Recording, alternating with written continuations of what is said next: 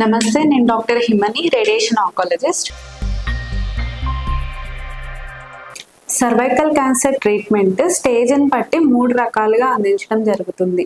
Early స్టేజ్లో ఉన్నప్పుడు అంటే ట్యూమర్ సైజు 4 సెంటీమీటర్ల కన్నా తక్కువగా ఉన్నప్పుడు శస్త్రచికిత్సా విధానం ద్వారా కణితిని తొలగించవచ్చు.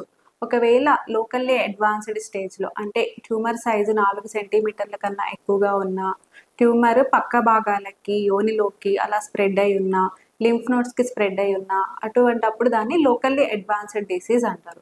అటువంటి స్టేజెస్లో మనము రేడియేషన్ చికిత్స అనేది ఇవ్వడం జరుగుతుంది. ఈ రేడియేషన్ చికిత్స మళ్ళీ 2 రకాలుగా ఇస్తారు.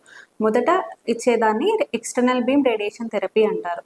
ఇందులో మనం రేడియేషన్ బీమ్ని బయట నుంచి ఇవ్వడం జరుగుతుంది. ఇది మొత్తం 5 వారాల పాటు ఇస్తారు.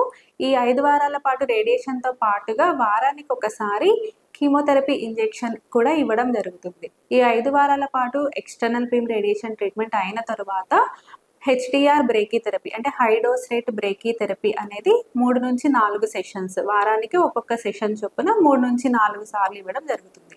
ఇలా మొత్తం 8 వారాల లోపు మనము రేడియేషన్ ట్రీట్మెంట్ అనేది కంప్లీట్ చేస్తాము.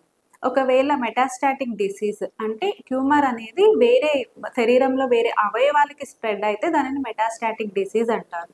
అటువంటప్పుడు ఈ శస్త్రచికిత్స, రేడియేషన్ ఇలా కాకుండా పాలియేటివ్ కీమోథెరపీ అనేది ఇవ్వడం జరుగుతుంది.